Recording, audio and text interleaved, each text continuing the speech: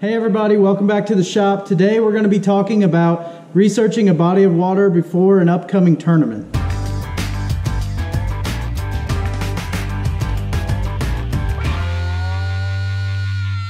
So championship season's here. We have a BFL Regional coming up at Lake Eufaula in Alabama. Never been to the lake. It's time to start doing research. Top 6 makes the BFL All-American, so this is a big one. So when going to a new body of water and looking up stuff at home, the first thing I start with is articles that I can find online, YouTube videos, fishing reports, and then I start looking at tournament results to see what kind of weights will do good, and as well, I'll also look at weather and water levels. So I take all those things into consideration, and anything else I can find online that may help me in the tournament, I'll start looking at that. And then I'm going to talk about how I utilize mapping on my phone or my laptop before I even head to the lake in order to find decent looking areas that I can start on. After I collect a decent amount of information and feel like I have a general understanding of how the lake fishes, I'll start looking at Google Earth and Lake Master chips and Navionics and any information, and it gives you a starting point for places to look once you get there for practice. Then after that, I'm going to talk about my game plan for the BFL Regional practice. And I'm going to go through my 4 days of practice and how I plan on using those, and then you guys will be able to watch the practice video as well as the tournament video to see how that ends up turning out. So the first thing that I do when I start my research is I'll go on to Google and I'll search anything that is relevant to that given lake. For example, in this situation, I'm going to Google things like Lake Eufaula bass fishing, or Lake Eufaula fall bass fishing, or any general things like that, and I try and find as many articles as I can. So once I find a lot of these articles, I'll actually copy and paste them into a Google Drive document or a Word document, and I'll start to go through these articles and highlight any keywords, like whether it's baits or location or the type of cover that people are fishing. And when you start going through these, you'll start to notice similarities and trends, and these are the things that you really want to look for. So for example, at Lake Eufaula, I started to notice that a lot of people fish brush piles at Lake Eufaula. And when you start going through here, you start seeing certain key baits that people use in these brush piles, and it kind of gives you a starting point on something to do, and then you can kind of adapt to that and do your own little twist to it. But there's certain baits that were showing up, and a couple of those baits were like this Strike Zone Ledge Buster spinnerbait. I saw that a couple different places, that and a Zoom Old Monster worm. So it looks like a lot of people will drag worms or throw spinnerbaits or crankbaits through these brush piles. So like here, for example, here's another one that says Zoom Old Monster worm, and then another 1 ounce spinnerbait. So these guys are throwing big spinnerbaits, they're throwing deep diving crankbaits, and they're throwing 10-inch worms in these brush piles. So that gives you an idea of the few patterns that you think might play in your upcoming tournament. So I'll also do a search on YouTube, see if I can find videos that are associated with that time of year. This can be really helpful because you can figure out the types of cover that people are fishing. You can see what type of grass that they have in the lake, different things like that. Maybe people are fishing rock, maybe they're fishing mostly grass, or maybe they're out in the middle fishing brush piles. It kind of gives you an idea of what cover you'll experience when you get to the lake. I know I've been to a few lakes where I kind of expected one thing whenever I was on the way to the lake, and you get to the lake and it looks completely different than what you expected, and it'll really throw you for a loop, and it may take a day or two to adapt and get back in the groove of things and practice, because you expected one thing and you show up and it's nothing like that. Fishing reports are another thing that I try to look up. Sometimes these can be helpful, sometimes they're not helpful at all.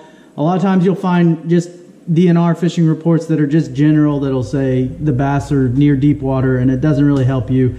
Sometimes you'll find guides that are reporting and say, oh, the bass are starting to move shallow and they're starting to get in their fall transition, and those can be a little bit more helpful, but I like to look at them anyways to just make sure there's nothing online that will clue me in the right direction and tell me like, hey, the bass are starting to move shallow for the fall, or it's been warm and the bass are still out deep. So just general things like that, I'll look at fishing reports for. Another important thing that I like to find information on before I head to the lake is past tournament results.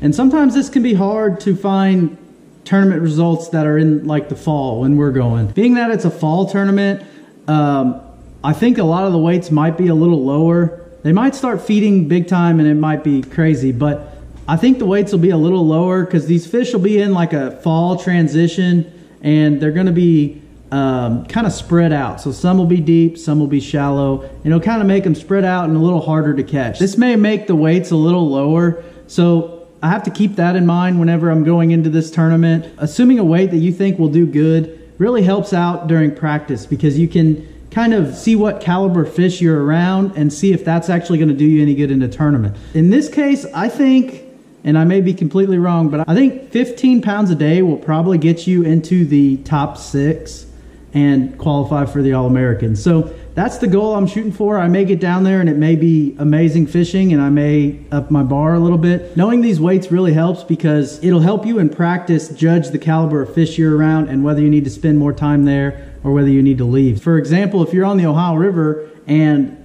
a limit of 12-inch fish is really good, if you get 2 bites and they're both 12 inchers, then there's no reason to stick around and see if there's better fish there. Whereas if you're at Lake Eufaula and it's going to take 15 pounds and you're catching just keepers and you need 3-pound average, then obviously you're going to want to start looking for a different area. So it kind of depends on where you're at and knowing the weights that you think will do well, and it really helps in practice to determine when to stay and when to go. So for this tournament, I think about 15 pounds a day will do well. I think if you get in that 17 to 18 or even 20, I don't know, like it's hard to judge the win because typically somebody will bust them really good, but 17 to 18 would probably give you a chance to win. 15, I think, would probably give you a chance at qualifying for the All-American. So I'm going to shoot for at least 15 a day. And like I said, maybe in practice that changes based on whether the fishing's just really tough or whether the fishing's really good. So the last thing I'll do is about 2 weeks from the tournament, I'll start looking at weather trends and water level about every day. And I'm looking for any big fronts that may be coming through and causing heavy downpours that may cause the water to get a little bit muddier, or maybe they're still in a summer pattern and the fish are still out deep. So kind of look at the weather and see what the temperatures are, see if there's any heavy precipitation, and that'll kind of help determine whether there's going to be muddy water or whether it hasn't rained in a while and it's going to be clear. I will also take a look at the current water level and the trends of whether it's going up or down. This will affect how much shallow cover is in the water, and it'll kind of affect how the fish are set up on that shallow cover. Typically in the fall, there's also a fall drawdown to winter pools, so I'll also pay attention to that. So when I start looking at a map of the lake, I like to split the lake into different sections. And in some of these sections, some of the same patterns will work in each of the sections, but also some of the sections may set up different with different types of cover. So for example, down by the dam is going to have clearer water. Up the river is going to have shallower cover with a little bit murkier water. In Lake Eufaula's instance, I decided to break it down into 3 different sections. I have from the dam to Barber Creek, and then I have from Barber Creek to Takeoff or Lake Point. It really just necks down and kind of becomes a river section after that. Basically broke it down into 3 sections, so that'll help me in practice to be the most efficient with my time and figure out which section of the lake I think is most productive for me to fish in the tournament. So the first section we're going to talk about is the dam to Barber Creek. Typically the deeper, clearer water will always be down towards the dam. So this is where like all the deeper fishing will go down. So like the ledge fishing, the brush pile fishing, any points or anything like that. This is where I'm going to start looking because this will probably be the best area for that. There's also several feeder creeks in this section, whether it be Patala or White Oak Creek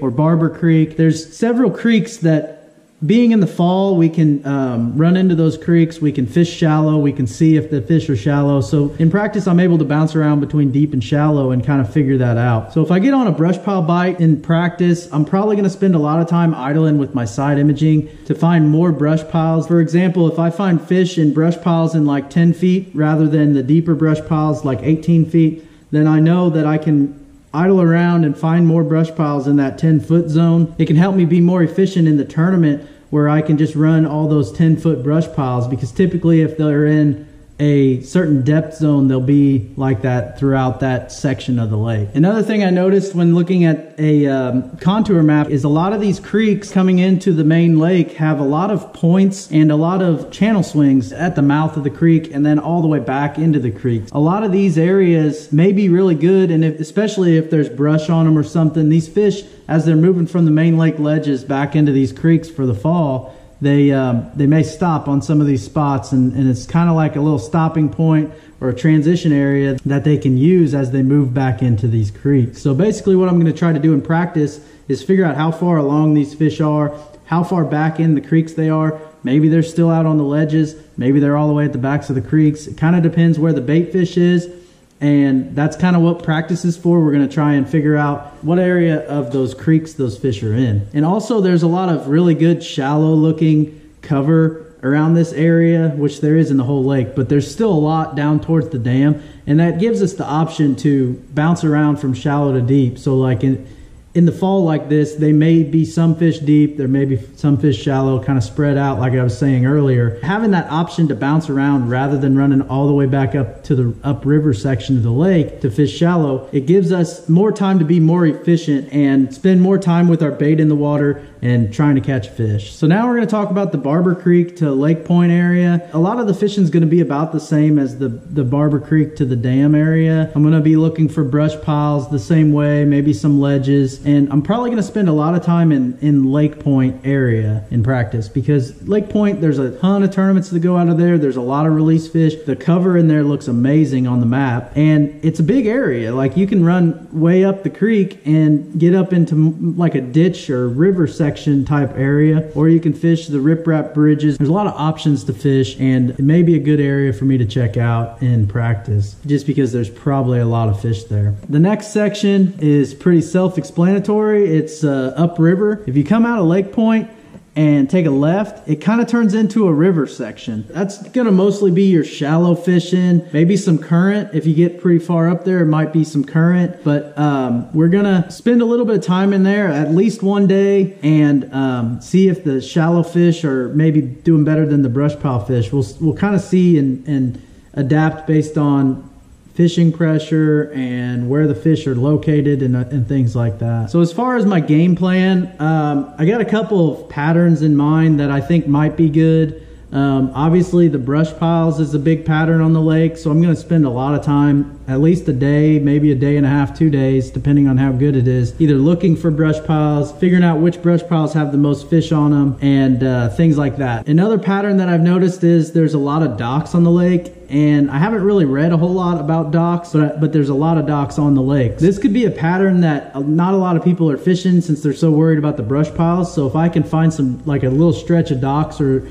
a couple stretches of docks that have fish, that may be key for me. Another pattern that I think will probably play is the shallow grass, whether it's the hyacinth mats or willow grass or any of that stuff that you can throw a frog or a swim jig through. I think those fish, as they move up shallow, especially if there's bait in that grass or around that grass, that could be a key player during the regional. Another thing I read some stuff about was milfoil and hydrilla. I'm not sure how much of that is still in the lake. A lot of the articles that I found on that was in the past, like years and years ago. It might be something that we look for, but I'm probably not going to spend a whole lot of time doing it, just because I don't really know. Like, if I find some, then that'll be great, but there may not be any in the lake, so we'll find that out when we get down there. So as far as my game plan, I'm actually making this video ahead of time, and it'll post during practice while we're down there. But Saturday is our first day of official practice, and I'll probably spend most of that day driving down there.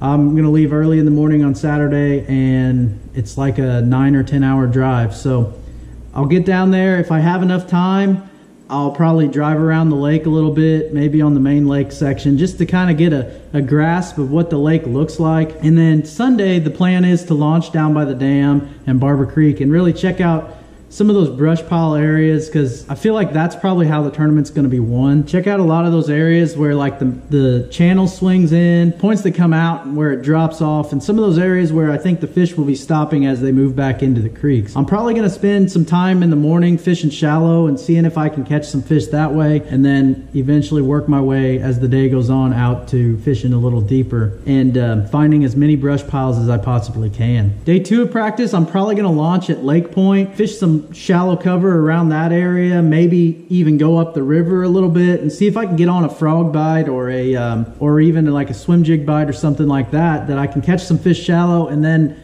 maybe if the fish are bigger, go down and fish brush piles or whatever. But I kind of want to like bounce around and see if the bigger fish are shallow or if the bigger fish are out deeper still, and go from there. Tuesday is the 3rd day of practice. I'm probably going to fish that middle section, which is Lake Point to Barber Creek, and see if I can find any more brush piles in there. Give me something to hit at the beginning or at the end of the day. If I want to stop and hit a point around Lake Point, I could stop in there and hit a spot real quick for 5-10 minutes or whatever. So Wednesday is our last day of practice, and this is a day that I'm probably going to basically expand on the best area that I found. So like if I fish all 3 of those areas, and let's say that upriver is the only place that's actually really good, I'll spend that last day upriver, kind of expand on what I found, not necessarily hit the same areas, but maybe drive around a lot looking for different areas that fit into that pattern that I'm trying to catch. So for example, if I'm catching them on shallow grass on the main river, then I may go drive the river and see if I can mark as many areas as I can that fits in that pattern. I may not fish as many of them, but at least I have some stuff that I can go off of and have some confidence that there's more areas that will potentially hold fish. Obviously, my practice plans may change. It kind of depends on how practice is going. You don't want to spread yourself out too much in practice, because otherwise you might be struggling on day 1 and you run way up the river, then you run back to the dam and you spent all your time driving your boat and not fishing. I hope some of these tips helped you break down a lake, and hopefully it works out for me at Lake Eufaula and we can finish in the top 6 and make the All-American again. That would be awesome. That's the #1 goal for the year. At the beginning of the year is to make the All-American. So that's what we're going to try and do this week, and hopefully we can be successful at that. Like I said, hopefully you guys picked up some tips along the way about how to research a lake before we get to that body of water, and hopefully it helps you guys be more efficient in practice, or if you're just showing up for a tournament, hopefully it helps you guys out. Be sure to like and subscribe if you like this video for more content like this, and we'll see you guys next time.